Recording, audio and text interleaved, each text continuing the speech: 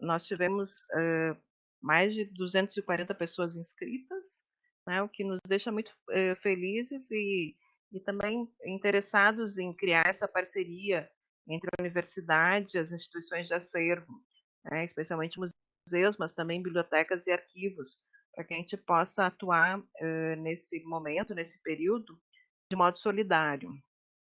Então, fiquei bem satisfeita, ficamos satisfeitos com essa procura. Todos os bibliotecários, arquivistas são todos muito bem-vindos. Vocês podem observar em notas compartilhadas, nós deixamos alguns links referentes ao que o ICRON, né, esse centro de pesquisa de preservação localizado em Roma, está organizando. Existe um questionário de gestão e conservação de acervos que os gestores podem copiar e preencher. Nós deixamos ali no campo notas compartilhadas. E há também a previsão agora para sexta-feira, no horário do Brasil, 9 horas, uma palestra também virtual referente ao tema da pandemia. Então, se todos estiverem de acordo, eu vou me apresentando enquanto os colegas vão chegando. Né? Como eu expliquei, a Bárbara é monitora, pesquisadora nessa área de conservação e ela está me auxiliando, enfim, nessa apresentação. Essa apresentação fica à disposição de quem tiver interesse. Pode nos contatar pelo e-mail, que é o e-mail memoria.arc.urb.rs@gmail.com. Eu sou professora do curso de Museologia da URGS já há 11 anos, o curso tem 12 anos, e eu atuo na área de patrimônio há mais de 20 anos. E a minha formação é como arquiteta urbanista pela URGS. Eu fiz mestrado e doutorado em planejamento urbano, discutindo políticas de preservação no Brasil. E essa área de conservação é minha área de concurso. Então, eu fico muito feliz em poder, nesse momento, ter um tema que pode ser, enfim, que é necessário, sobretudo em tempos de pandemia. Né? Nós não estávamos, né, estamos preparados para enfrentar uma situação tão séria. Então, a conservação é uma área primordial, né? Junto com a documentação, nos assegura conhecer a trajetória dos objetos, entender da materialidade, né? A materialidade é uma questão central, por isso essa fala. Os colegas que estão acompanhando as publicações no Brasil e fora, especialmente no ICON Internacional, o ICON Brasil também publicou, o ICRON vem nos orientando muito, tem percebido que a cada dia nós temos novas informações. Então, é mais uma questão importante de pensar, porque essa palestra teve uma procura tão grande. Não? Bom, então eu já me apresentei rapidamente, né? Eu sou professora no curso de Museologia, sou arquiteta por formação, a área de conservação é a minha área de atuação nesses 11 anos no curso. Né? O curso tem 12 anos na URGS, a Universidade Federal do Rio Grande do Sul. Essa fala teve a motivação de constituir um grupo solidário aos museus no Brasil, grupo de pesquisa, né, de professores, de profissionais que atuam em museus, de modo que a gente possa tornar esse período menos impactante em termos econômicos e também em relação aos nossos acervos. Por isso eu comecei com o título Conservação de Acervos, né, a importância de retomar aspectos que são fundamentais e que a gente precisa ter vistorias, manutenção nos acervos nesse período. Além disso, né, para além disso, nós estávamos conversando o Museu Júlio de Castilhos, o Museu da Comunicação e o Museu de História da Medicina, nós firmamos uma parceria justamente para essa fala. Então, em torno de 30 minutos, como eu destaquei, trazendo aspectos relevantes, informando, citando outras falas que devem acontecer no âmbito nacional e internacional e firmando o compromisso da URGS, né? Vários departamentos estão dedicados ao estudo do coronavírus e o nosso departamento também. Nesse momento eu ocupo a função de coordenadora do curso de museologia e os colegas são extremamente parceiros. A gente tem uma equipe muito boa no curso, de museólogos também, especialmente museólogos, e os colegas também estão voltados a pensar sobre essas questões. Bom, eu sou muito grata a essa parceria com o Museu Júlio de Castilhos, o Museu da Comunicação, o Museu de História da Medicina, ao Sistema Estadual de Museus, ao Governo do Estado, ao setor de comunicação que desenvolveu essa identidade visual do flyer, ao IAB, o Instituto de Arquitetos do Brasil, onde nós desenvolvemos pesquisa com os acervos que são diversos, e nós homenageamos também os museus nessa semana e os 50 anos da Faculdade de Biblioteconomia e Comunicação. As referências centrais que nós temos para essa apresentação, inicialmente a Fundação Oswaldo Cruz, a Fiocruz. Eu venho acompanhando desde o início do confinamento e tenho tentado buscar informações e consultar colegas que estão dedicados, que são da área da saúde, para que a gente possa pensar os nossos acervos. Ao Canadian Conservation Institute eu faço a referência, o CCI. O CCI nos traz pesquisas há muito tempo de relevância no âmbito da conservação preventiva e no âmbito do que nós chamamos agora de Heritage Science, a ciência do patrimônio. O International Center for the Study of the Preservation and Restoration of Cultural Property, né? Traduzindo o Centro de Estudo de Preservação e Restauração de Patrimônio Cultural, o ICROM, que é esse centro fundamental criado na década de 50, no contexto italiano, tem a sede na Itália e está ligado à Unesco, e é um centro de difusão do conhecimento no âmbito do patrimônio. E o ICROM vem fazendo um esforço enorme em relação à pandemia para nos informar, divulgar vídeos de colegas conservadores, restauradores, cientistas do patrimônio, né, em que em algum momento chamávamos cientistas da conservação, e diversos outros profissionais. O patrimônio tem essa característica de ser uma área interdisciplinar. Não tem como atuar no patrimônio sem essa característica de interdisciplinaridade. Destaco ainda o ICOM, né, o Conselho Internacional de Museus. Aqui eu deixei um link do ICOM Brasil, que publicou recentemente orientações, e eu destaquei alguns aspectos nessa fala.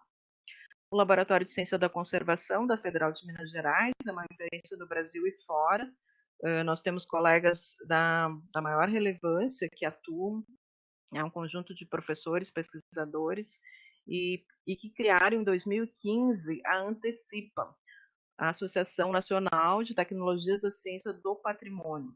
É uma associação que vem fazendo também orientações nesse mesmo formato de palestras virtuais e desenvolvendo atividades relevantes de pesquisa. Bom, eu coloco uma questão, vou fazer uma pausa bem pequena em pensarmos qual é a gênese das questões da conservação. A conservação, vamos pensar o seguinte, junto com a documentação museológica, nós estamos no âmbito de técnicas, de metodologias científicas necessárias para compreender a trajetória do objeto, das coleções.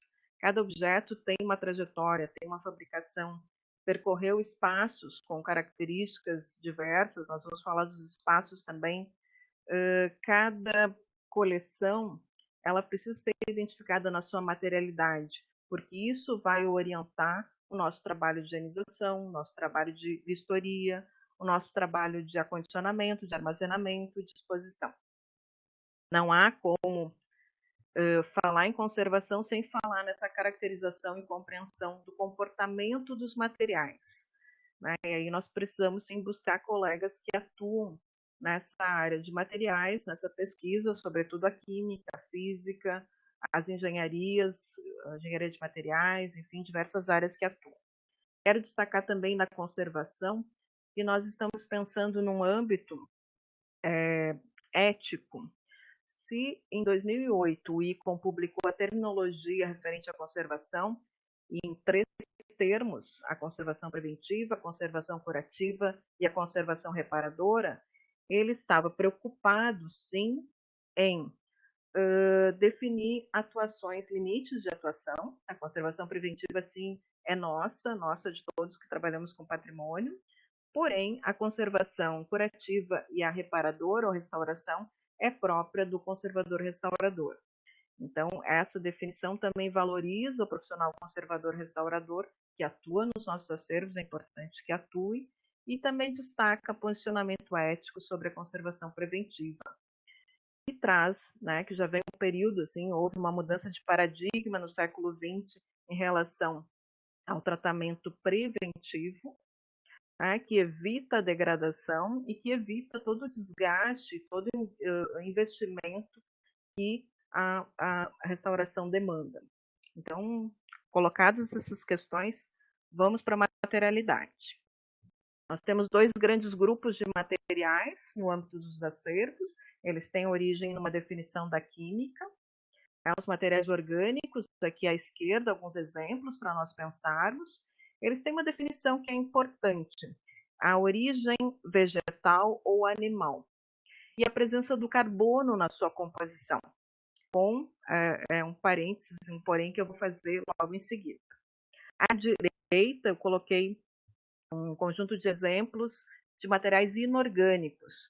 Os inorgânicos têm origem em minerais, então é importante pensar também com composições diferentes, mais porosos, menos porosos, enfim, vou destacar um pouquinho cada um, né? Uma fala mais rápida, isso aqui nos ocuparia certamente um ano de trabalho, de pesquisa, mas aqui nós conseguimos ter um pouco essa percepção.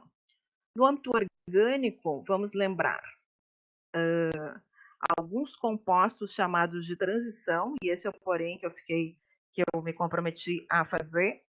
Eles possuem carbono na sua composição, é o caso do CO, monóxido de carbono, o gás carbônico, o CO2, cianetos também, porém eles têm um comportamento inorgânico.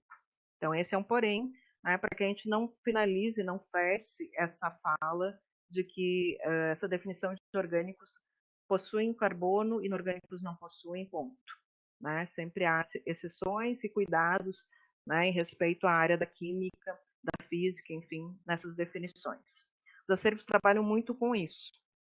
Vamos pensar esses dois exemplos, o número 1 e o número 2, aqui à esquerda, dois objetos com materialidade em papel. Né? O primeiro, um documento, passando por um tratamento, uma recuperação, um restauro, provavelmente, e o segundo, abaixo, é uma obra de arte em papel, toda em papel. Então é interessante pensar e é necessário pensar que o papel no grupo dos orgânicos é extremamente suscetível a desgastes pelas condições ambientais, por fatores intrínsecos de configuração, de formação dessa materialidade. E se nós falarmos só em papel, a gente abre uma janela enorme, é um universo de tipos, de comprimento, da fibra, né, que vai definir qualidade, enfim, conjunto de técnicas para se fazer. Então, cada materialidade abre mais um universo de pesquisa. É por isso os conservadores e restauradores dedicados ao papel, ao metal, à pintura em cavalete, enfim. O papel ele é higroscópico, então isso nos importa muito na discussão do coronavírus, porque o coronavírus tem aspectos que eu vou destacar em tabelas ao final, né, essa pesquisa que a gente está organizando, mas a higroscopia, ou essa característica de atrair, de acumular a umidade relativa, isso leva a pensar que existe uma suscetibilidade para a permanência do vírus. O vírus vai procurar um hospedeiro, que é uma pessoa, mas ele vai permanecer em várias superfícies, e essa é uma preocupação que nós temos aí para a quarentena dos objetos e para a preservação da vida das pessoas. O objeto 3 é uma imagem de alguns objetos em couro. Né? Eu destaco que o couro precisa passar por hidratação.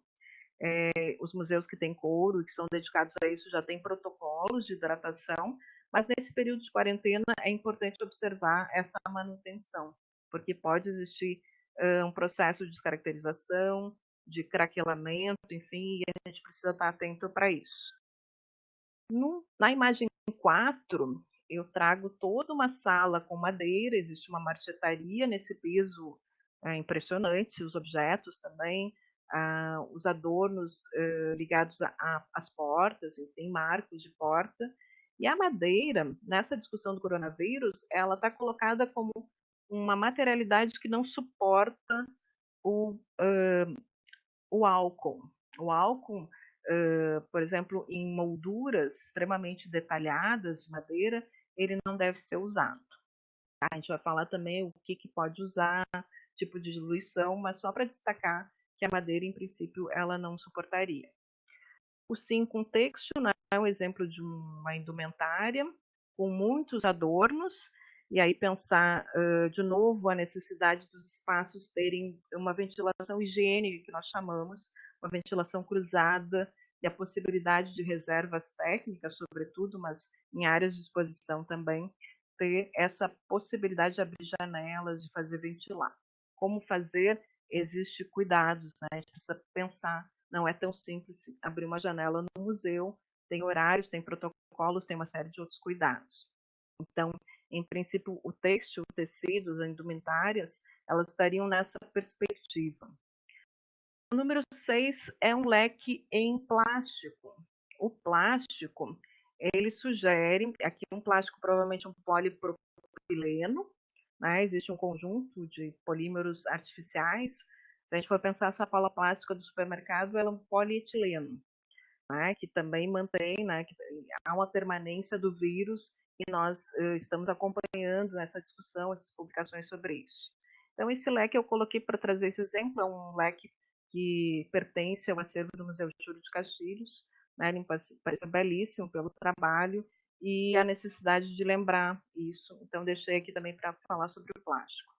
O poliestireno, que é o isopor, também é plástico. Existem outros plásticos, como o PVA, o PVC, né? PVA, a cola branca, Teflon, né? O próprio nylon, enfim, uma série de outros plásticos que a gente poderia estudar, mas, de novo, seriam muitas aulas, né? Não para uma fala tão breve. À direita, nós temos os elementos de origem mineral, os inorgânicos. Na figura 7, uma imagem de uma obra do artista Túlio Pinto. Ela estava exposta com um conjunto de outras obras no Marx no início desse ano. É uma obra que contém pedra, metais e vidro. O vidro também está nessa lista de superfícies que possibilitam essa permanência do vírus. Mas é uma higienização que, em princípio, não é tão complexa, né? Que suportaria o uso de álcool e certamente de sabão e água, diluído ou não, com todos os cuidados que a gente precisa ter no museu, que não são os mesmos cuidados que temos em casa, são cuidados maiores e protocolados, né? Eu sempre reitero isso. Na imagem 8, o acervo do Museu de História da Medicina, objetos em metal. Lembro que a gente vem falando bastante sobre o aço inox, que tem também uma superfície com uma permanência de um período até em dias da presença do coronavírus. 9, cerâmica. Aqui o exemplo de uma cerâmica indígena, no acervo do Museu Júlio de Castilhos, nessa imagem. Uma imagem bem interessante. Vamos pensar o seguinte, em relação à cerâmica, nós temos cerâmicas mais porosas, que é o caso da terracota e da faiança, e temos as cerâmicas menos, né, cerâmicas que têm uma alta densidade, que é o caso da porcelana. Também abriríamos um campo enorme. Não temos publicações relacionadas à cerâmica em relação ao coronavírus. Não localizei, mesmo nos periódicos internacionais dedicados ao tema da saúde. E, por fim, na imagem 10, um conjunto de pontas de flecha em pedra.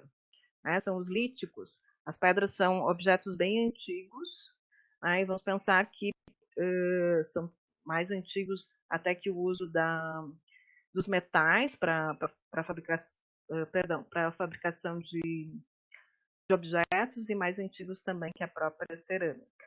Então, a discussão de materialidade ela é fundamental porque ela nos leva, aqui eu destaquei, né, essa preocupação que nós temos do coronavírus no âmbito do plástico, né, sacolinhas plásticas que eu falei, existem vários tipos de polímeros, as superfícies em vidro e as superfícies em ligas metálicas, né, que estão aí no nosso foco. Aqui eu destaco, é bem importante retomar rapidamente, para a gente não se estender, os 10 agentes de deterioração que foram organizados em pesquisa do CCI. E esses 10 agentes, podem estar combinados, estão ligados à ideia de risco, né? Como a gente pode estar suscetível a fogo, por exemplo, né? A destruição que nós tivemos no Museu Nacional, de pensar que as instalações elétricas que não estejam revisadas podem nos levar a uma perda total. Essa ideia de agente, risco e perdas, porque a gente está falando de patrimônio cultural, e patrimônio tem valores associados. E patrimônio, nós temos perdas parciais, temos descaracterizações, danos diversos, dependendo da materialidade, e temos sim essa preocupação em intervir ou não, em considerar um novo momento histórico, caso haja, por exemplo, uma perda de um braço de uma estátua, isso já foi considerado, a gente tem a Carta de Veneza que nos sinaliza nesse sentido, mas eu não vou fazer toda essa retomada de patrimônio, vou só destacar alguns aspectos dos agentes. Antes dessa organização nos 10 agentes, nós tínhamos mais de 60 agentes que eram organizados em catastróficos e cotidianos, ou contínuos, de ação contínua. E aí, ação contínua, por exemplo, umidade relativa incorreta. E eu coloco incorreta em relação a quê? Em relação ao comportamento da materialidade dos objetos, das coleções. Então, cada ambiente da sala de exposição ou da reserva técnica, cada ambiente tem uma umidade absoluta, tem um limite para que chegue na condensação. E esse limite essa relação vai indicar a umidade relativa. Então, quando nós estamos num ambiente assim, que nós temos o impacto de um ar quente sobre uma superfície fria, há o que nós chamamos de condensação. E isso pode acontecer nos objetos expostos também. Por isso, o uso de vitrines, né, por uma questão de segurança, mas também muito por uma questão de preservação. E aí eu destaco também que a temperatura ela pode levar a desgastes, sobretudo em superfícies e objetos de materialidade orgânica. Orgânicos com fibras, essas fibras podem dilatar ou podem comprimir, caso exista também, por exemplo, uma umidade relativa baixa, né, o contexto de Brasília, o contexto de Goiânia. Então, esse limite, esse trabalho das fibras pode acontecer e, superando esse limite, há ruptura, há perda também de suporte, há desgaste. Umidade relativa, de novo, relacionada ao coronavírus. Poluentes e contaminantes, a gente trabalha com 3 perspectivas. Poluentes organizados, pensados a partir de características intrínsecas dos objetos, né? Objetos que nascem com uma característica que propicia a acidez, a acidificação. Poluentes por contato, por isso também acondicionamos objetos nas reservas técnicas, para que eles não entrem em contato essa contaminação não passe de um objeto para outro. E poluentes atmosféricos, aí na forma de gases e também particulados. Isso pode ter alguma relação, sim, com coronavírus, é necessário pesquisar, nossa pesquisa vai se concentrar bastante nisso. Água e fogo são, em princípio, catastróficos, né? O fogo a gente pode ter perda total da própria instituição, do próprio prédio, né? Não só das coleções. A água a gente pode ter inundações, mas a gente pode ter também problemas nas instalações hidráulicas e nos pluviais. Nessa descida da água da chuva a partir das calhas, pode ocorrer um entupimento, um vazamento e uma série de decorrências que possibilitam negativamente a permanência do vírus nesses ambientes. A gente sabe que se uma pessoa espirrar, o vírus vai se comportar na forma de aerossol e vai permanecer nesse ambiente por até, e aí dados bem atuais, 15 horas, se não houver ventilação nesse ambiente, dependendo das características desse ambiente.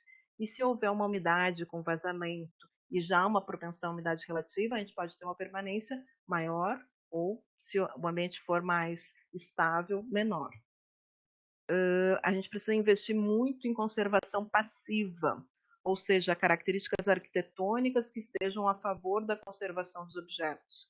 Isso vai tornar as nossas instituições mais sustentáveis. Né? A gente não vai precisar investir tanto em ar-condicionado e vai poder abrir mão, né, do ar-condicionado, tendo um bom tratamento desse ambiente na materialidade, evitando o uso de pisos em madeira, por exemplo, uso de pisos frios. A granitina é um piso extremamente fácil de higienizar e bom, né, favorável para os acervos. Pé direito alto, porque o ar quente ele é leve, ele sobe, permanece lá em cima, e aqui embaixo nós temos uma condição mais estável, uma condição mais agradável para as pessoas, mas sobretudo para os acervos.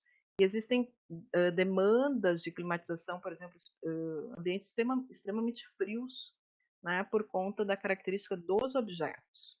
Existem objetos que podem ser expostos por apenas algumas horas e precisam permanecer por anos, até não só meses, na reserva técnica, num ambiente escuro, porque a luz também interfere com radiação ultravioleta e com níveis de luminância. Esses níveis estão organizados em tabelas do ICOM, que nos sinalizam pela fragilidade de materiais. Então, é um conjunto de aspectos que em algum momento sai uma publicação que chama de aspectos secundários. Eu chamaria de pré-existências dos nossos acervos, né? Eles demandam uma atenção, demandam protocolos. A gente sabe que os diretores de museus e toda a equipe estão trabalhando muito. A gente precisa valorizar esse trabalho que está acontecendo, para que as pessoas também não sejam demitidas, para que não exista perdas maiores com a pandemia. Eu coloquei um exemplo em relação a aspectos biológicos, né? Os agentes biológicos ali é um esquema antigo, mas que nos ajuda a pensar que em relação à broca, né, um agente biológico, é visível, né, não tem nada a ver com o coronavírus, só para a gente pensar que esse período de fevereiro a agosto, né, nós estamos em maio, é um período larval e é um período em que esse inseto está se alimentando. Nós temos acervos que a gente tem contato na universidade, que sofrem com ataque de broca e que podem sofrer com outros insetos, por exemplo, o cupim é extremamente devastador. Né? O termiteiro, que é o ninho do cupim, ele precisa ser combatido, localizado. Muitas vezes ele é enorme, né? Ele está no subterrâneo, está embaixo da terra, e a gente precisa ter um tratamento voltado para isso. E isso mesmo nesse período, e aí demandando vistorias, e vistorias por equipes protegidas, né? As pessoas estão em primeiro lugar. Passado essa visão, nós temos também pelo CCI a proposição das camadas de proteção das coleções.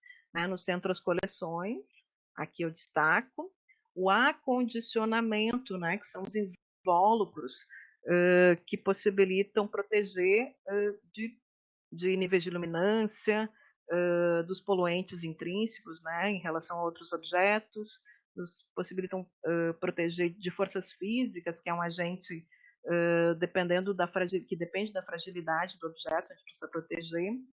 O armazenamento, pensando tanto o mobiliário da reserva técnica quanto o mobiliário da exposição. Porque na exposição a gente precisa estar protegido para o público. Esse público vai voltar com controle, né, um número de pessoas, e se os objetos tiverem proteção, camadas de proteção, a gente vai higienizar o mobiliário, não vai precisar higienizar o próprio objeto.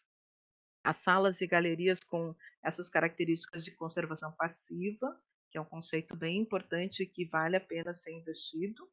E o edifício, que é essa camada que está em amarelo, que nos possibilita pensar que ele é o grande invólucro que protege toda a instituição, as pessoas, os valores, né, uma série de questões referentes ao patrimônio cultural. O edifício faz esse filtro em relação ao entorno, à situação urbana e em relação às características institucionais, organizacionais também.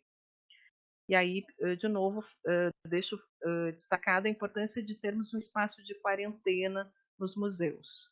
Né? Os museus grandes, assim, de grande escala, têm espaços para acolher obras que chegam em caminhões, e a partir dali as obras são aclimatadas, passam por um tempo nesse espaço de quarentena, E agora nós vamos precisar, sim, é importante a gente estar atento para os espaços de quarentena em relação a possíveis, não contaminações, mas permanências, né, do coronavírus nessas superfícies. Então, se houver a possibilidade, a gente protege as pessoas. O coronavírus não vai degradar os objetos, mas ele representa um risco enorme para as pessoas, para a vida das pessoas. Algumas imagens do Google Arts and Culture, que nos traz aqui essa imagem, se alguém conhecer, depois quiser comentar. Eu não tive a oportunidade ainda de conhecer o Museu Nacional de Tecnologia e de Arte Popular, em Lisboa. Essa é uma reserva técnica, pelo que eu entendi, eu achei com aspecto, faço uma brincadeira aqui de área expositiva, mas é uma reserva em que eu posso acender a luz, né, provavelmente com LED, né, certamente com LED, que não emite radiação ultravioleta, não emite calor, que seria a radiação infravermelha, e que protege esse acervo e que eu posso acessar esse acervo. Há um pesquisador, por exemplo, que tem interesse e eu sei onde está. Assim, rapidamente eu consigo acessar, eu estou protegida com EPI, então, em princípio, eu não vou contaminar esse ambiente, nem o objeto, e muito menos as outras pessoas. Eu coloco essa outra imagem do espaço expositivo na Pinacoteca de São Paulo. Interessante pensar, observar essa mapoteca, que tem objetos aqui colocados, que são obras em gravuras, enfim, obras em papel. Fotografias também estão ali colocadas. Algumas obras que, em princípio, nesse momento podem ser repensadas na sua disposição, né? Essas obras na parede também. E aqui nós temos um expositor, que é possível fazer a higienização. A higienização do espaço também, espaços amplos, em que a gente pode controlar o número de acessos, e isso, de novo, definindo num protocolo, em que a gente pode, na universidade, acompanhar, orientar, entender a realidade dos museus. Outra característica dessa foto, aqui há um fechamento em relação, aqui à esquerda, em relação a aquela área, aquele átrio da Pinacoteca. Mas a gente pode considerar salas em que a gente não tenha acesso por conta do conjunto de obras e que as pessoas podem fazer a visualização, a fruição e produzir conhecimento, né, que esse é o papel do museu, a partir de um vidro, né, um espaço que está protegido. Isso é bem comum e a gente pode buscar esse recurso. Né? Não fiquem preocupados com a modelo, né? A modelo sou eu mesma. Mas o que eu queria destacar na obra à esquerda é a Galeria degli Uffizi, O Nascimento de Vênus, né, de Botticelli, e essa proteção em vidro, que é tão importante porque ela protege, sim, de vandalismo, de roubo, né, em grandes obras. Em outros museus se utiliza muito, né, isso é bem difundido, e nesse momento ela vai perfeitamente dar conta dessa preocupação e higienizar a superfície do vidro e não a obra. Aqui a obra precisa ter uma série de outros controles em relação à luz, né? Níveis de luminância eles podem descaracterizar em 24 horas, se eles forem contínuos. Né? Ao lado dessa obra, é difícil observar, mas existe também um modelo tátil, que foi desenvolvido para pessoas com baixa visão e cegueira, né, e surdo-cegueira também, que é são as pessoas que a gente vai se preocupar mais agora. E esse modelo tátil aí vai ter que ser pensado como ser disponibilizado, ou se os recursos em áudio vão ser disponibilizados para que as pessoas acessem nos seus celulares, e não pelo uso de audioguia e de audiodescritores em aparelho. Aqui à direita, essa sala com tapeçaria no Museu do Vaticano, né? São uma série de museus do Vaticano até que a gente possa chegar na Capela Sistina. E aqui eu pedi para a minha irmã tirar uma foto, porque justamente esse espaço é muito frio, é um espaço expositivo, né? Ele tem uma temperatura de reserva técnica, né? Para quem convive, né? Eu tive experiência em várias reservas de trabalho, e é um espaço bem frio por conta da fragilidade do objeto, da dimensão, enfim, e ele é muito escuro. Né? Os níveis de luminância seguem a tabela do ícone dos 50 lux, que é um padrão para objetos extremamente sensíveis. Aí eu coloco o ar-condicionado na área expositiva. Né? Quais são, se existem, né, existe uma configuração possível para ser utilizada nesse momento do coronavírus. Esse espaço bem amplo que antecede as salas expositivas na Pinacoteca, achei interessante de mostrar também, porque ele é possível de receber um sistema de higienização que a gente pode até considerar, né? Não estou dizendo que é uma regra, o uso de um rodo que foi proposto agora pela Universidade de Santa Maria, que considera o uso de ultravioleta. Vamos pensar que o ultravioleta é extremamente degradante para objetos orgânicos em acervos, mas aqui nós temos só objetos inorgânicos, que são as estátuas, e um espaço bem amplo de circulação de pessoas. Então, talvez uma higienização, sim, como já vem sendo feita, né? O água e sabão são extremamente eficazes no combate, em segundos conseguem combater o coronavírus, mas, né, numa necessidade maior é possível, porque aqui não existem objetos de materialidade orgânica. Mas vamos sempre primar, né, e priorizar o uso de água e sabão. As galerias táteis, perdão, acho que é importante a gente pensar, sobretudo nas pessoas surdo-cegas. Né? A surdo-cegueira existe, né? Que nós temos exemplo à esquerda de uma menina, né, uma jovem que está fazendo a fruição da obra em metal. As mãos não estão com luvas, né? Essa fruição é feita com a mão, né? Com a percepção da mão, e existe um áudio guia. Aqui à direita nós temos um recurso tátil de representação da obra, não é a obra em si. Então, como é possível para as pessoas, vamos pensar juntos, as pessoas com baixa visão e cegueira podem acessar materiais em áudio, que vão acessar, por exemplo, pelo seu próprio celular, não um dispositivo do museu. Mas o surdo cego faz toda a comunicação pela mão. Libras é falado pela mão. Então, essa é uma área que eu pesquiso também já há 10 anos, acessibilidade. Então, a gente precisa pensar nesses públicos, na inclusão, e esse pode ser mais uma reviravolta, no bom sentido, do museu oferecer. Então, é mais uma possibilidade de protocolar e oferecer recursos numa situação tão trágica que nós estamos passando, mas que a gente pode também produzir bons produtos. Né? Primeiros socorros, essa é uma publicação, já são aspectos publicados pelo ICOM. Eu destaco que higiene contempla limpeza e desinfecção. A limpeza seria essa remoção de sujidades, de resíduos, e a desinfecção nos interessa porque a gente vai combater micro-organismos que estão remanescentes, que estão aí sobrevivendo, né? Que permanecem nas superfícies. A desinfecção difere da descontaminação, que eu não vou abordar hoje, eu vou deixar para uma outra fala para não sobrecarregar conteúdo. Então, vamos falar higienização, limpeza, desinfecção. Em relação a objetos que podem estar contaminados, a quarentena ou o isolamento ele pode acontecer in situ, isso é a recomendação do ICOM, ou ele pode ser removido, né, com toda a proteção da pessoa que vai remover, para uma área de quarentena. Os estudos que estão mostrando agora, não achei ainda publicações na nossa área, que falam dessa permanência, mas há vídeos do ICROM que sinalizam até 9 dias de permanência nas superfícies de metais, vidros e plástico. É bastante tempo. Né? E a gente considera também, é isso que eu coloquei antes, bem no início, esses espaços que estejam seguros do que o ICROM chamou de riscos secundários. Eu chamo de questões pré-existentes. Né? Não são secundários o risco de roubo, né? O próprio incêndio, a infestação de pragas. Isso são questões que a gente vem enfrentando nos museus. Os museus enfrentam bem, né? Todos os museus, as pessoas são muito dedicadas a isso, mas são questões que são próprias do nosso cotidiano nos museus.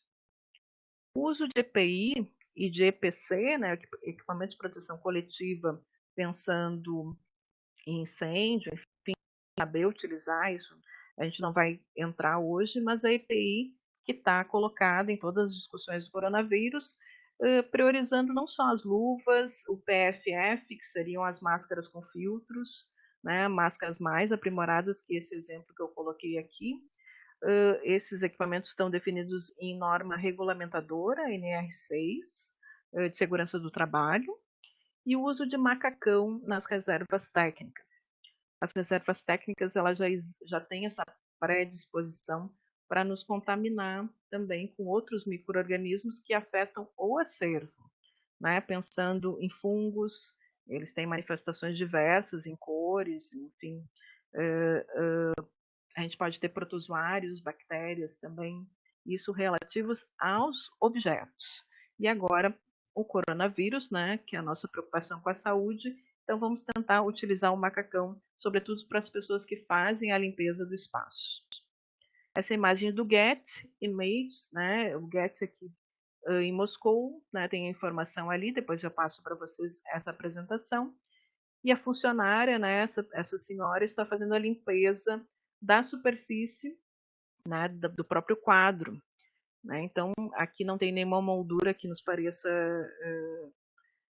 tão delicada, né? Não são aquelas molduras mais rebuscadas de madeira que eu falei, que em princípio não recebem nada de álcool, mas que poderiam, sim, com uma diluição, com um cálculo de diluição feito pelo conservador restaurador, receber o uso de sabão e água. Sabão e água, né, de novo, são extremamente eficazes.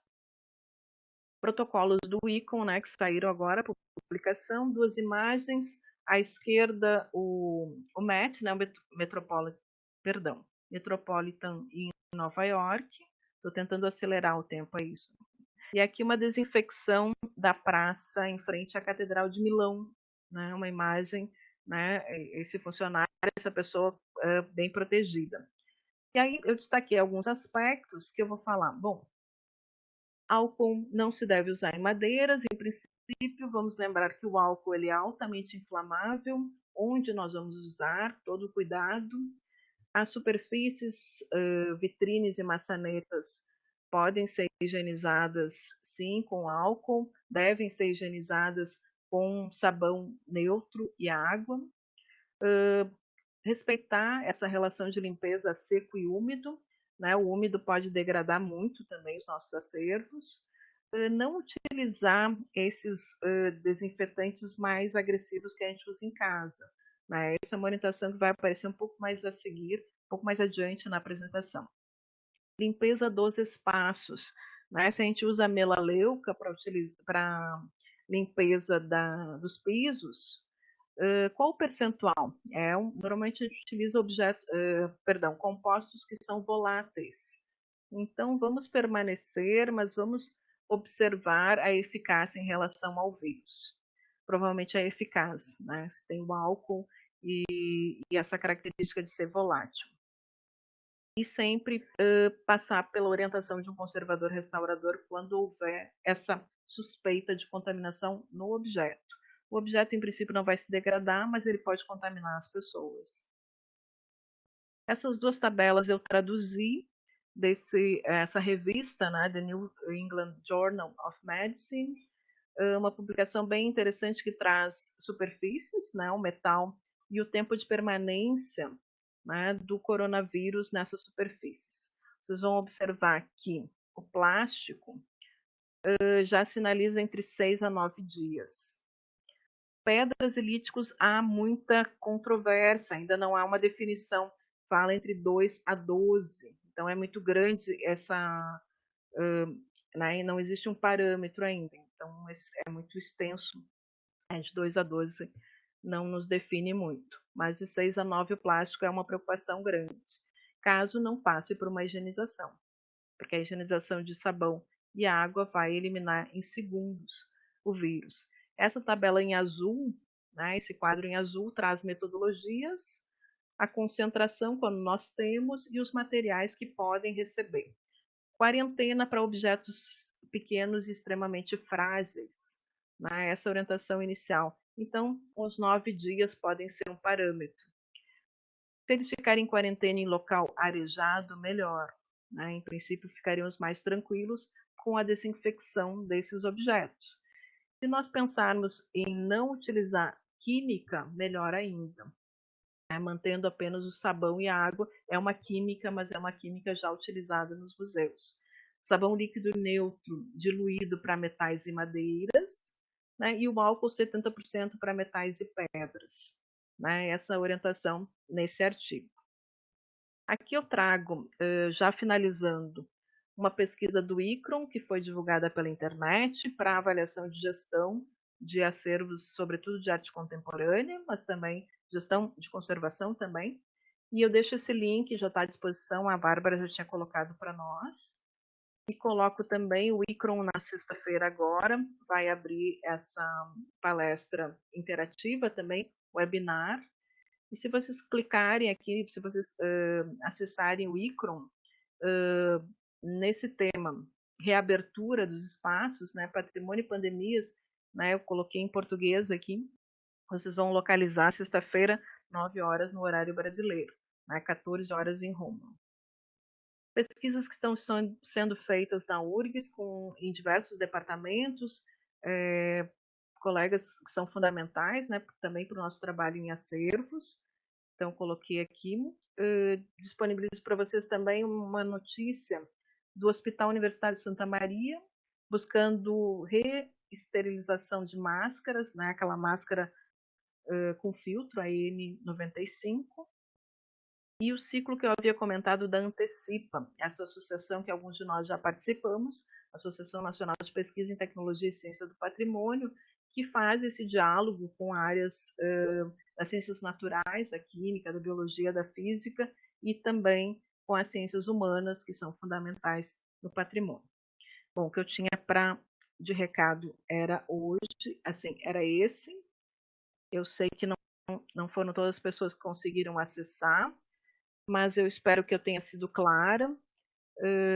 Agora, se nós tivermos os colegas dos museus para falar, eu peço que eles acessem também. E, de toda forma, todos vocês que estão aqui acompanhando são muito bem-vindos nesse diálogo por e-mail. Mandem as suas questões, relatem a realidade do museu, né? Essa nossa pesquisa ela vai permanecer. A Bárbara está abrindo o áudio, a imagem. Eu espero que tenha sido útil essa fala para vocês. Pronto, o Wellington já está conosco. O Wellington consegue nos ouvir? Conseguiram me ouvir? Sim, perfeito, Wellington. Bem-vindo. Agora sim. Deixa eu ver aqui. Aí, agora consegui enxergar. Conseguimos. Conseguimos, nosso diretor do Musecom. Bem-vindo, Tudo bem? Wellington. A fala é contigo. Fica bem à vontade. Eu fiz a fala, passei a apresentação e aí as pessoas que tiverem interesse eu vou enviar por e-mail. Então fica bem à vontade. Obrigada. Perfeito. Peço desculpas, né, aos demais, assim, a gente não conseguiu, né, estava com dificuldade aqui de acessar, acho que tem a ver com a lotação da sala, enfim. Acho que queria começar, assim, parabenizando a iniciativa da construção, né, de diálogos possíveis, né, para esses tempos que são tão difíceis, né, a gente acaba ficando afastado, né, fisicamente, então muitas vezes a gente pode parecer que está isolado. Nós que atuamos, né, dentro dos museus, principalmente escutamos muito e muitas vezes nos sentimos também um pouco isolados lá na ponta do iceberg, assim, mas acho que sempre houveram muitas iniciativas aqui, principalmente com a museologia, a professora Jennifer, uma das representantes, né, entre várias outras, que nos auxilia em construir essa relação e a gente conseguir discutir um pouco do nosso campo, um pouco da nossa atuação. Veio essa pandemia, veio esse contexto, a gente novamente, né, acaba, parece que, se isolando, mas então eu acho muito importante saudar iniciativas como essa, né, e outras que vêm surgindo aí, para que a gente possa, assim, mesmo sob outros suportes, como é esse aqui da conferência online, estar debatendo e estar avançando um pouco em alguns temas que nos são importantes. Consegui já ver a apresentação da professora Jennifer, porque ela havia enviado para nós, né? Não consegui ver aqui a apresentação, né, acontecendo hoje, mas gostaria de destacar alguns pontos que nos tocam, assim, são breves comentários que nos tocam no que tange aqui a realidade do Museu da Comunicação, e acredito que seja a realidade de muitos museus, né, públicos e, enfim, museus aqui de Porto Alegre, do Rio Grande do Sul e talvez do Brasil inteiro, né? Que que se refere às questões assim diretamente vinculadas à conservação preventiva dos acervos, né? Eu e a professora Jennifer e a equipe do Musecom vínhamos discutindo antes desse momento, né, a fundamental necessidade, isso também é uma orientação técnica da parte de museologia, né, da construção de protocolos, né, voltados para essa área de conservação preventiva. Então, assim, a gente identificou, né, daí, agora trabalhando bem a questão bem específica ali do Musecom, a partir do nossa operação interna, o quanto existe uma deficiência, né, de uma atividade contínua e orgânica para com os acervos. Claro que isso não é uma coisa simples de ser construída, né? Existem e seguem em desenvolvimento, né, inúmeros protocolos que visam justamente isso, conseguir facilitar a nossa vida na unidade e que consigam equalizar um bom trabalho frente aos acervos e algo que seja execuível, né, do ponto de vista financeiro e do ponto de vista do escopo operacional que temos aqui também, né, para atuar junto a essas coleções. Esse debate ele não é simples, mas existem indícios, né? E eu acredito, lendo a apresentação que a Jennifer trouxe aqui, que esse momento do coronavírus, da pandemia, né, e principalmente por esses direcionadores bem operacionais que eles nos impuseram nesse momento e que vão nos impor no próximo momento também, nos indicam que é necessário, então, atualizar e seguir pensando, né, mais profundamente, mais especificamente nesses protocolos. Nisso, né, eu queria trazer assim um pouquinho, assim, abranger um pouco assim sobre a tipologia de acervo que nós temos aqui no Museu da Comunicação. O Museu da Comunicação, né, para quem não conhece, é um acervo que conta, né, se a gente for quantificar individualmente as peças, mais de 700 mil peças, né, divididos entre vários suportes. Nós temos desde a fotografia, né, várias tipologias de acervo e também vários suportes. Nós temos desde as fotografias, né, imagens, temos a hemeroteca, né, com os nossos acervos voltados à parte da imprensa. Nós temos uma coleção de publicidade e propaganda, né, que nos traz suportes de inúmeros formatos vinculados muito a essa área do conhecimento. Nós temos a parte de rádio, fonografia e também de vídeo, com inúmeros suportes, né, também de registros, né, dentro desse universo do vídeo e da fonografia. Nós temos a parte de cinema, e nós temos a parte também, né, a tridimensional. O tridimensional, entre aspas, sendo um aspecto aí mais recorrente de todos os museus, né, assim, mais presente, né, na totalidade dos museus que conhecemos. Essa realidade nos impõe, assim, né, desses múltiplos acervos e dessas múltiplas especificidades, né, que existem dentro desse acervo, é não pensar apenas em um, mas em vários protocolos necessários para a gente conseguir, né, ter um mínimo dentro desse dia a dia. Para nós, enquanto técnicos, né, eu na verdade hoje ocupo o cargo, sou museólogo de formação, mas como a Jennifer me apresentou aqui, ocupo o cargo de direção e tento exercer uma direção técnica, né, mas sem misturar as coisas. Existem os servidores técnicos, né, existe a minha atuação também.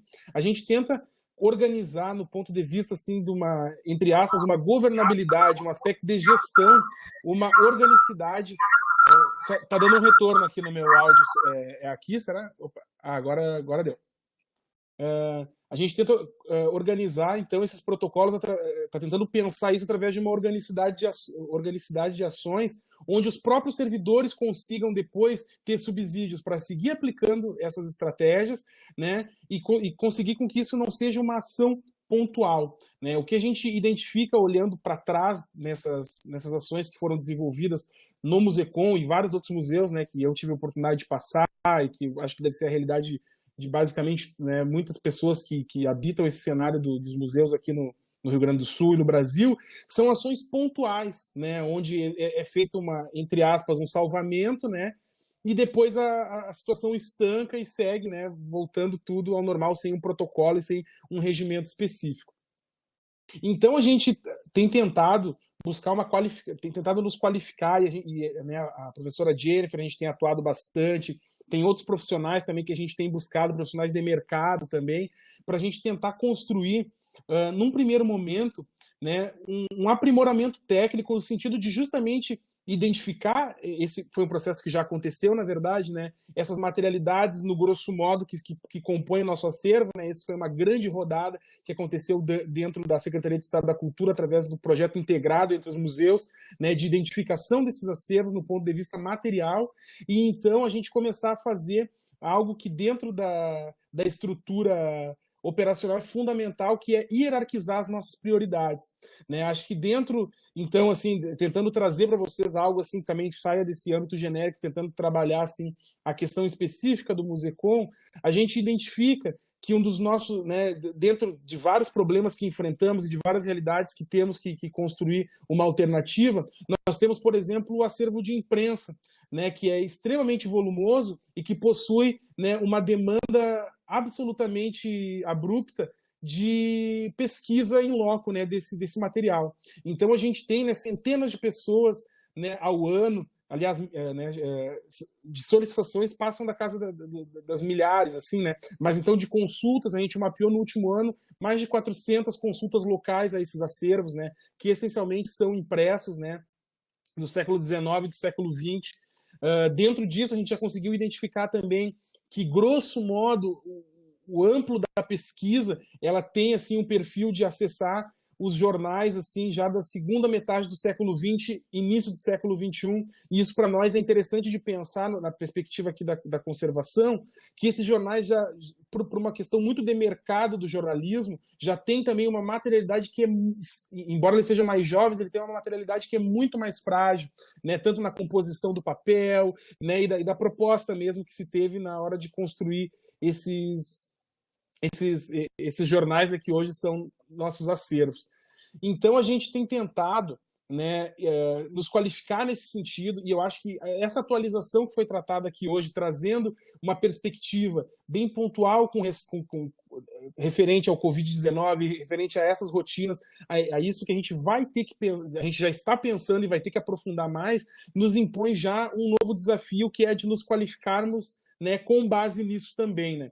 Eu acho que a área da saúde, né, acho que deve ter outras áreas que atuam bastante em cima disso também, mas a área da saúde, eu acho que ela tem uma questão técnica que é bem pertinente, que talvez possa ser um horizonte para nós, né, implementarmos com mais força, daí eu digo dentro dos corpos técnicos de museu, que são as atualizações periódicas, né, dentro de normativas que vão sendo estabelecidas através dos órgãos, né? Então, assim, isso vai ser, embora hoje não seja algo, no ponto de vista da política pública e da legislação, algo obrigatório para nós que estamos dentro dos museus, é fundamental que a gente vá se atualizando e vá entendendo os direcionadores e como a gente, né, o que vem atualizando dentro da bibliografia, dentro das pesquisas referente a esses acervos.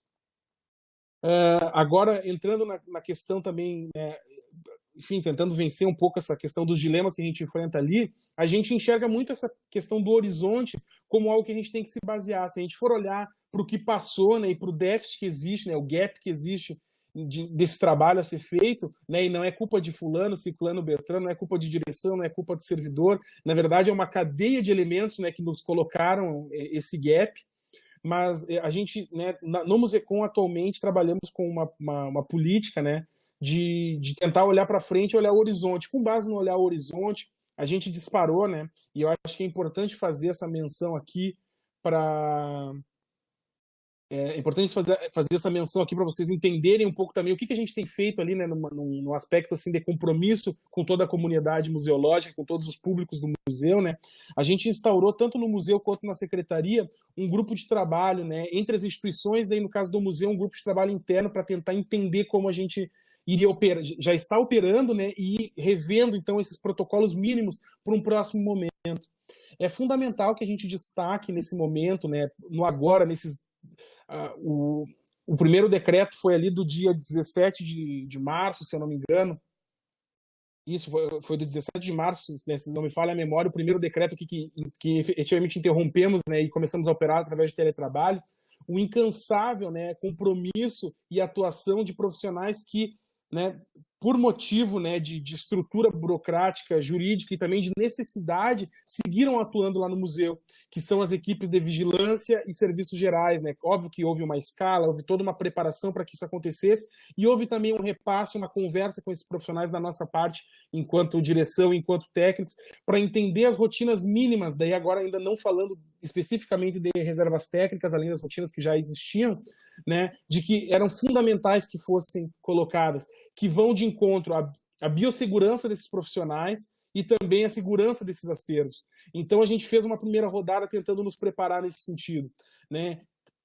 Eu, como tenho uma particularidade que moro próximo ao museu, então tentei estabelecer uma rotina mínima de idas até o museu para a gente tentar construir isso também periodicamente, fazer um acompanhamento, né? A nossa ideia agora, para esse momento, justamente se aproximando a Doris, eu vejo que já está aqui no vídeo, né? Então que tá discutindo também, está nos indicando muitos materiais importantes, ali a gente tem conversado, né? Na secretaria também, agora a gente precisa dar um passo à frente. E que passo à frente seria esse? É entender justamente, e eu não estou falando aqui em data, né, em fixar no calendário, porque eu acho que isso é equivocado nesse momento, dado a questão da pandemia, mas é entender o seguinte: quando voltarmos, independente se for na semana que vem ou no ano que vem, né, quais são as medidas, né, qual é o horizonte que a gente vai voltar? E menciono isso na perspectiva da operação, na perspectiva da biossegurança, perspectiva, né, do acesso também que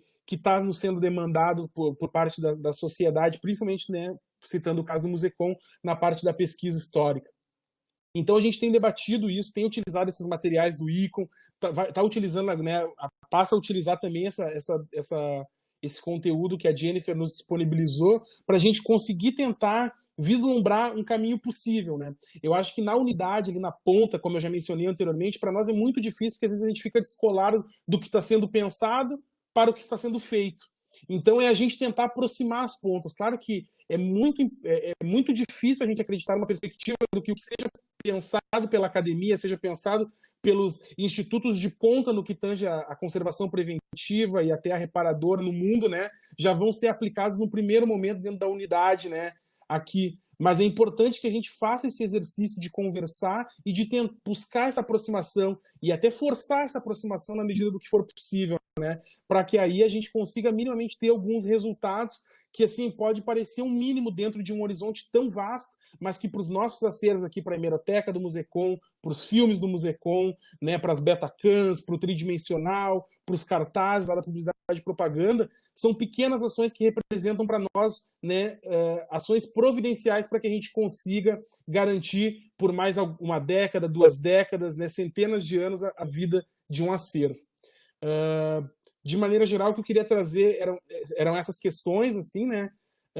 Reafirmo aqui o compromisso do Musecom e da Secretaria de Estado da Cultura, né? Acho que né? Acho que posso colocar dessa forma, assim, pelo trabalho que vimos fazendo. O nosso compromisso com a universidade está junto, conversando, discutindo e buscando essas alternativas, buscando, né, essa aproximação sempre, né, em todas as frentes possíveis. E reafirmo também daí com quem está nos ouvindo, né, enquanto sociedade, enquanto públicos, enquanto profissionais de museus, que a gente fica aberto para receber, né, o contato de vocês, para a gente bater esse papo, mesmo que não seja num fórum, para construir os fóruns também, mas para construir, muitas vezes, tirar uma dúvida, bater um papo muito mais pontual, a gente está aqui também para isso, tá? Vocês podem nos procurar através das redes sociais, através dos e-mails que tem na nossa página lá no site da SEDAC, né? Esses canais são para isso. Não são só para agendar uma pesquisa, é para a gente bater esse papo e ter esse entendimento, né, do que estamos fazendo aqui e, eventualmente, de como vocês aí também podem contribuir com o nosso trabalho,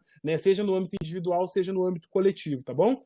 Então, né, acho que colocado isso, me despeço, mas fico por aqui também, né, se precisar entrar mais alguma vez, se tiver alguma contribuição, alguma dúvida que eu possa responder, fico à disposição, tá bom? Obrigada, Wellington, maravilhosa fala, obrigada pela indignação. O Wellington foi um aluno brilhante na museologia, tive a oportunidade de ser professora e é um ótimo gestor, então está com a gente. Muito obrigada, eu acho que já passamos para a Doris, a Bárbara vai nos sinalizar. Eu só queria pontuar, o Wellington destacaste bem esse compromisso, né, e de uma atuação solidária. Por isso que eu também, essa urgência em falar logo, né? A gente conseguiu preparar, sistematizar em poucos dias, não uma fala extensa para não sobrecarregar de conteúdo também. Existe muito mais do que isso, né? Que a gente pode diluir e seguir conversando. Mas é isso, né? Atuar daqui para frente de forma sistemática com os museus. Olá, tudo bem? Oi, Angela. Bem-vinda. Tudo bom, prof? Como é que Tudo está? bom? Tudo ótimo. Pode falar, querida. Fica à vontade. Bom, eu acho que a gente acabou tendo um probleminha aqui para entrar, então eu acabei perdendo um pouquinho da fala, mas eu acho que é uma das discussões mais importantes agora desse momento, porque nós temos que repensar toda a nossa estrutura de museu, né? Enquanto não só na parte da conservação, mas o próprio atendimento ao público, enfim. Então, hoje nós estamos aqui nos reunindo e discutindo essas questões muito para isso, né? É uma coisa muito nova para todo mundo.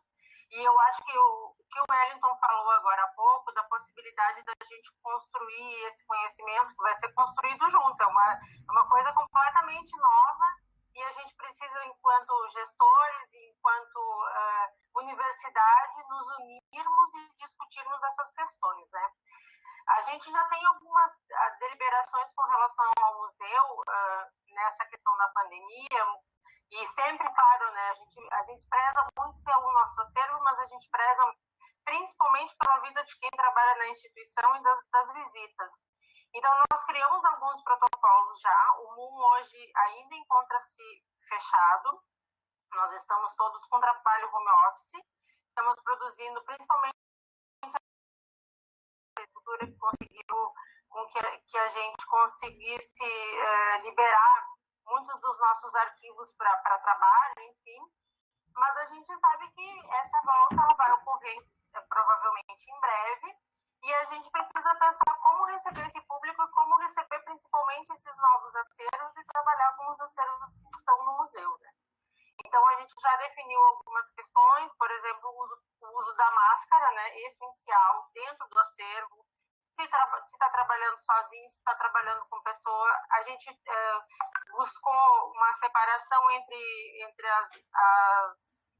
as estações de trabalho, para que todas as pessoas consigam trabalhar numa distância segura, a necessidade de ter álcool gel em todos os espaços, e o cuidado redobrado com a limpeza. A gente, quando iniciou esse processo, lá em março, nós ainda estávamos abertos, a gente já iniciou um protocolo de limpeza, que é, sei lá, a gente tem de hora em hora, a gente higieniza todas as maçanetas que a equipe ou o visitante possa encostar, todos os espaços, os balcões, todos os acessos que as pessoas coloquem a mão, caneta da assinatura do livro de presença, todas essas coisas. Então, a gente aumentou. O que a gente fazia, a higienização uma vez ao dia, agora a gente faz de hora em hora até fechar o museu. A higienização geral também das salas, ela teve todo um outro cuidado, do cuidado da escolha do material, do álcool 70, de todas essas questões. E o que nos preocupa, principalmente agora, os nossos acervos estão pré-organizados, estão armazenados, mas o que me preocupa hoje é que o museu vive de doação de acervo. Então, a gente precisa pensar como nós vamos organizar essas buscas de doação a partir do momento que o museu voltar, para que a gente trabalhe com um acervo que possa estar contaminado, né? Então, isso é uma das questões. A gente ainda, eu até conversava isso com a equipe, nós temos uma especificidade que é maravilhosa. A maior parte do nosso acervo é de aço cirúrgico. Então, a gente pode dar banho de álcool 70 e vai estar tudo resolvido, né? Mas a gente tem também um acervo em papel, tem um acervo livre, então a gente precisa repensar todas essas questões a partir de agora.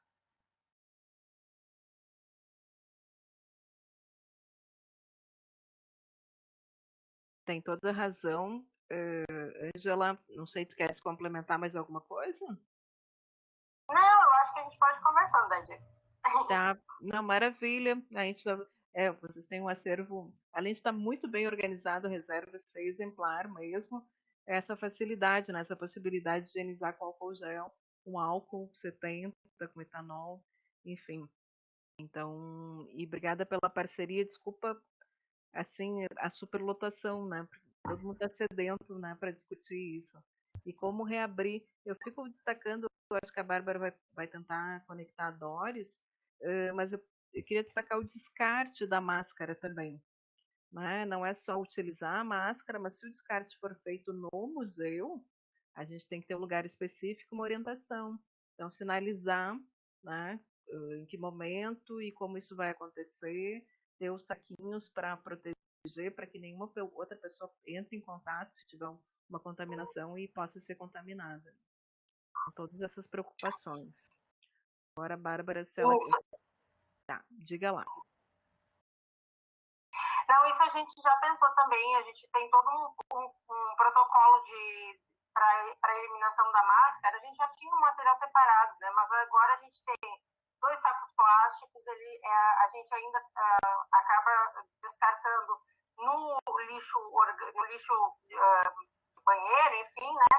E antes de colocar dentro do lixo, a gente usa o álcool 70 também, para poder fazer uma desinfecção antes de colocar no saco plástico que a própria pessoa está usando, para depois colocar no lixo. Então, a gente precisa ter esse cuidado também do descarte, porque a gente tem que pensar na população que está fazendo a limpeza e o recolhimento do lixo, para não trazer problemas também para essa equipe, né? Perfeito. Perfeito, obrigada. Obrigada, Ângela. Vou deixar a nossa apresentação aqui, em vez de eu ficar me olhando. E Bárbara, será que a gente consegue acionar? Ângela, a Ellen...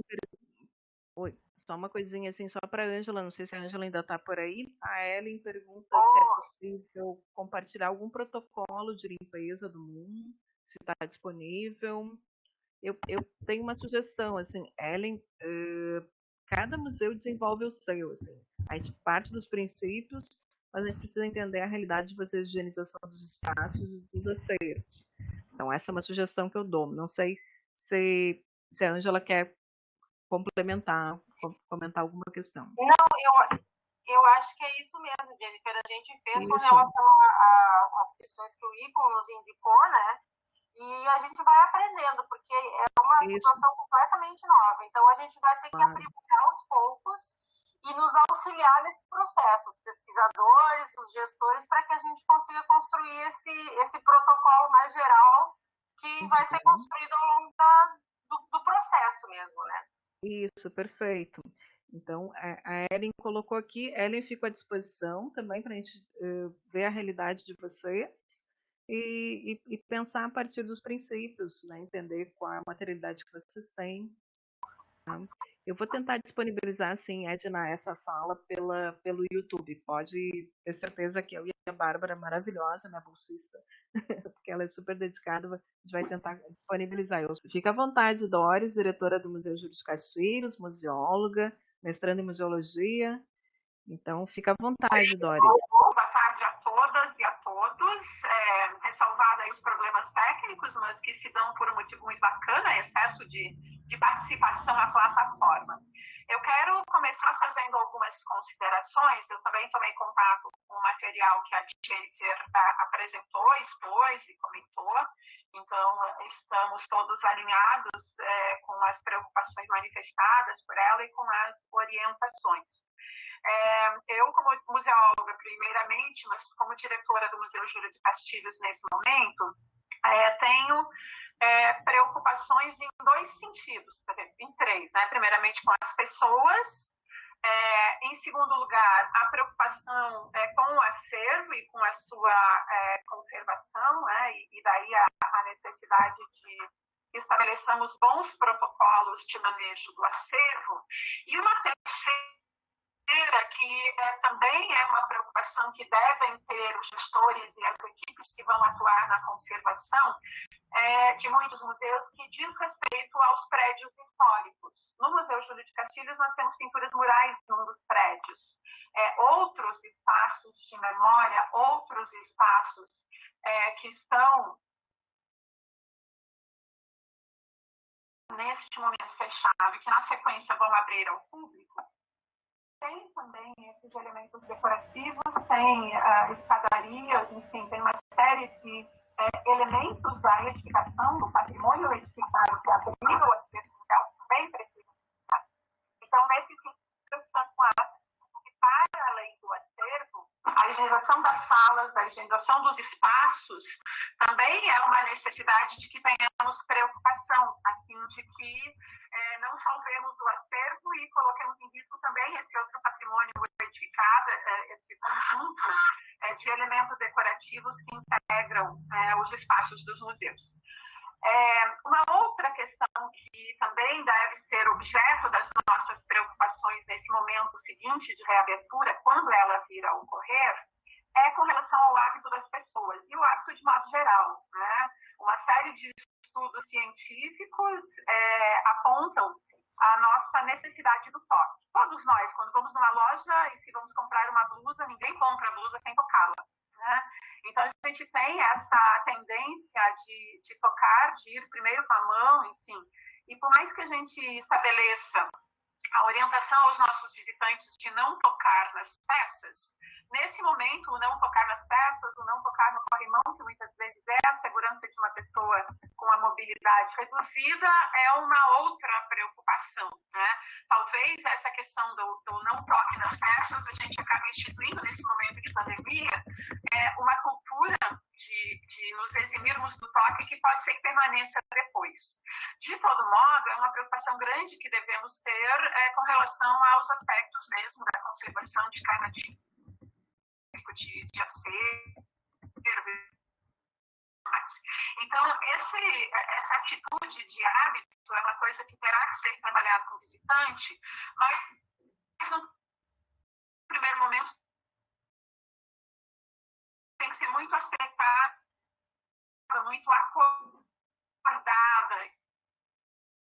e há a necessidade de uma capacitação da equipe do próprio museu desde o momento da recepção. No Museu Júlio, por exemplo, nós estamos indicando o uso obrigatório da máscara, a medição de temperatura, a obrigatoriedade do álcool gel na entrada, e nós temos um facilitador que na entrada do museu, logo já na segunda sala, se localizam os sanitários. Então, já tem a possibilidade também da lavagem das mãos e uma higiene bem completa logo ao entrar. Como o nosso acervo, nesse momento, ele está totalmente preservado, o acervo que está exposto, excetuando-se as esculturas, e o mobiliário, ele está exposto dentro de vitrines, então com uma higienização assegurada do próprio ambiente, né, que envolve esse acervo. Os acervos de reserva técnica, aqueles que não estão acondicionados em armários, em gavetas ou napotecas, foi feita uma cobertura nele com PNP e não há acesso de outra pessoa nesse momento, além de mim, que faço a revisão das reservas técnicas e da condição de manutenção desse acervo nesse momento. Então, ele está preservado da contaminação, mas eu tenho observado, nas vezes que tenho ido ao museu no sentido de fazer essa verificação das condições do acervo e das reservas, uma dificuldade de uso da máscara por parte da equipe de vigilância e por parte da equipe de limpeza do museu. Não da limpeza, essa limpeza mais fina, a conservação das peças, mas da limpeza das salas. No que tange a limpeza das salas, eu tenho visto alguns médicos, inclusive, fazendo referência a que não se deva fazer a combinação de produtos químicos, como, por exemplo, colocar na água álcool e o cloro, na tentativa de fazer uma higiene mais potente com relação ao coronavírus.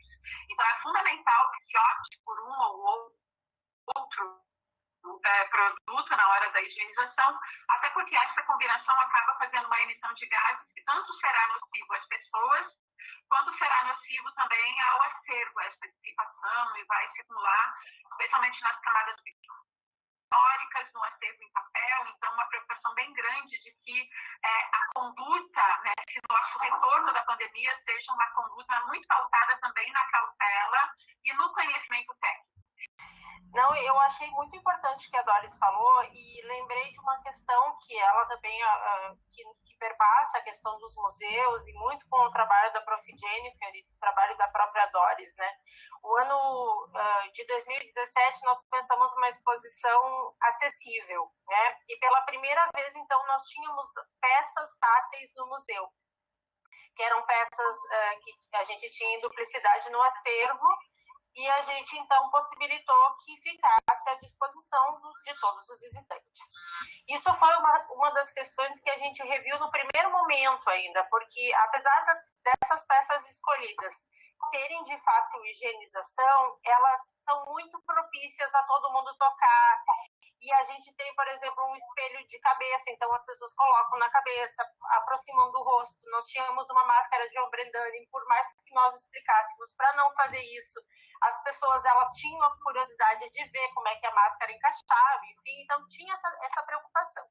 Então, infelizmente, nós tivemos que retirar esse material do acervo, ele está à disposição, higienizado. Caso alguém queira chegar e a gente oferece, então a pessoa pode tocar, né? Então, com todo o cuidado, e aí antes de retornar para a caixa onde ele está sendo armazenado, ele é higienizado novamente com álcool 70. Porque existe muita preocupação com isso, e a gente pensa em várias coisas. A gente tem audiodescrição, por exemplo, como é que nós vamos oferecer? A gente oferece o fone, oferece um aparelho. A gente tem que ter todo um novo cuidado de higienização com esse material para quando essas pessoas forem usar. Que é uma coisa que a gente acha, o pessoal não vai tocar nas coisas, mas tem muitas coisas no museu que as pessoas acabam tocando. Realmente o que a Dora estava comentando sobre a necessidade do toque que nós temos quando a gente entra nos espaços. No museu, nós temos as paredes com o que a gente chama de falso mármore, que a gente descobriu também nessa exposição. E as pessoas têm o hábito de chegar e tocar na parede, porque elas querem ver como é que é o aspecto físico da parede. Nós deixávamos, não tinha uma questão de conservação que fosse danificar, mas hoje nós vamos ter que pensar novamente, porque eu não vou poder passar álcool ou outro produto nesse falso mármore a todo momento. Então, a gente tem que rever toda essa questão. Perfeito. Obrigada. Obrigada, Ângela. Acho que a Doris voltou. É isso, Bárbara? Isso. Doris, se tu quiser ativar teu áudio. Isso, quiser finalizar, a gente já está fechando. É só clicar no botão de microfone que tem na tela. Isso. Na base e começar a fala.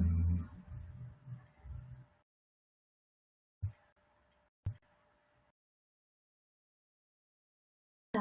Eu estou esperando a Doris desbloquear o microfone.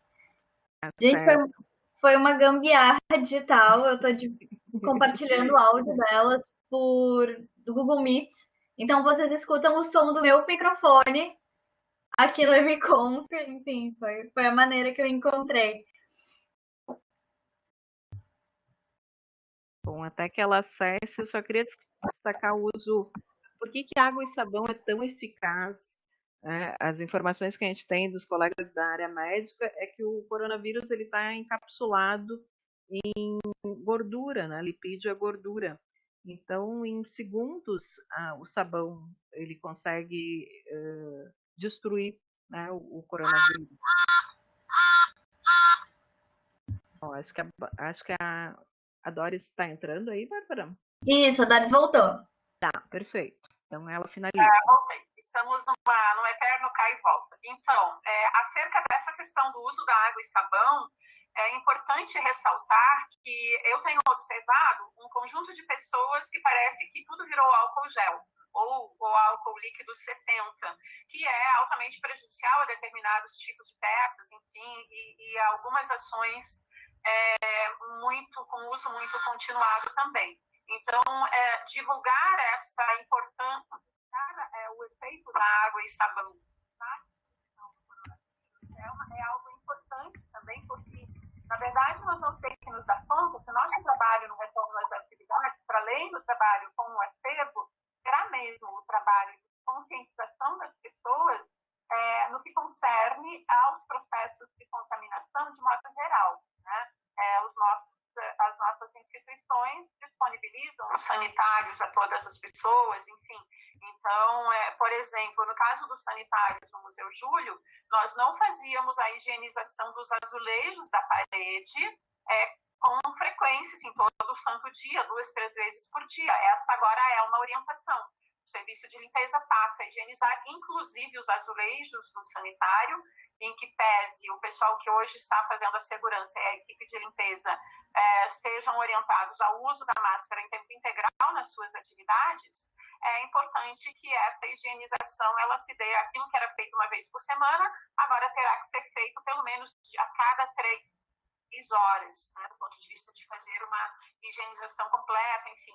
Ainda existe na cabeça de todos nós, enfim, um conjunto de dúvidas muito grande, tudo isso é muito novo, lidar com essas novidades é um desafio, e uma novidade que traz essa carga tão pesada de perdas, de modo geral, é muito mais significativo, impacta de uma forma muito maior a todos nós. Uma última solicitação é de que, enquanto instituições, nós possamos registrar os nossos protocolos.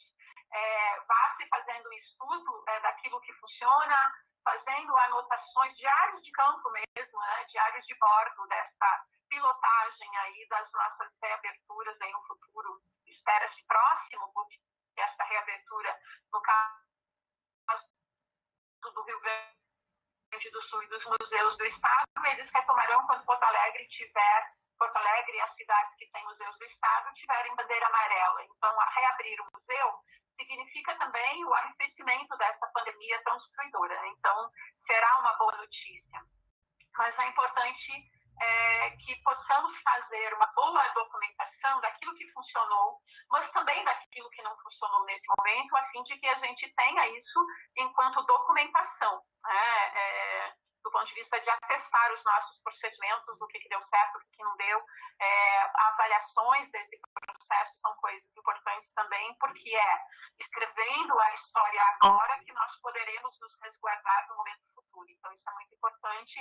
E eventos, momentos como esse são importantes no sentido de a gente poder compartilhar as nossas experiências, as nossas vivências, as nossas angústias. É um modo dos museus, das instituições e das pessoas estarem próximas, estando longe. Então, parabéns, Jennifer, pela organização, obrigada pelo convite e um grande abraço a todos. Maravilha, muito obrigada, Doris, muito obrigada, Ângela e Wellington.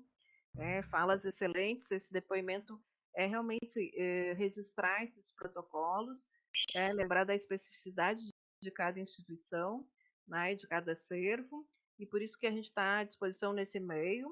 Eu peço que os colegas nos enviem, assim, brevemente uma descrição do trabalho, qual a instituição, alguma característica sobre materialidade, a gente vai enviar essa apresentação, e eu e a Bárbara a gente vai tentar disponibilizar pelo YouTube, assim mais pessoas terão acesso. E claro que essa discussão segue sendo aprimorada.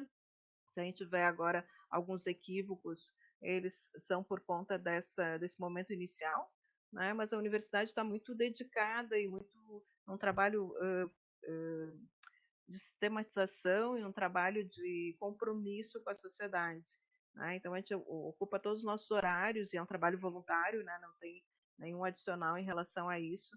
E eu agradeço imensamente pela presença de todos vocês. Acho que nós estamos chegando no nosso limite de 4 horas, né, que vocês já devem estar cansados. De novo, estamos à disposição pelo e-mail. Vou tentar refazer para as pessoas que não acompanharam, ou mesmo disponibilizar essa gravação. Ela leva uns 2 dias para ficar acessível. Enfim, estamos, né, juntos nesse barco pelos nossos museus, as nossas bibliotecas, os nossos arquivos, os nossos acervos. Bárbara, muito obrigada por tudo, né? Uma excelente museóloga quase, né? Já está no finalzinho. Tu quer fazer uma fala final também? Não, só agradecer a paciência, né, de todos que estiveram na plataforma. Esse é um primeiro teste com tantas pessoas, né? Acho que foi bem feliz essa experiência. desejo que ela continue como aluna também, porque aprendi muito. E é isso, assim, agradeço a presença de todos. Estou anotando os e-mails que vocês estão colocando aqui no bate-papo. Isso, e lembrem ali, por favor, anotem o e-mail que está nas notas compartilhadas também. Se vocês não receberem o e-mail, vocês podem nos cobrar de alguma forma. Isso. Então é isso, só agradecer mesmo. Isso, muito obrigada. Desculpem não abrir a fala, né? A gente está chegando nesse limite e a internet não, assim, ela às vezes não nos ajuda por conta da sobrecarga. Mas um prazer estar com vocês, estamos à disposição.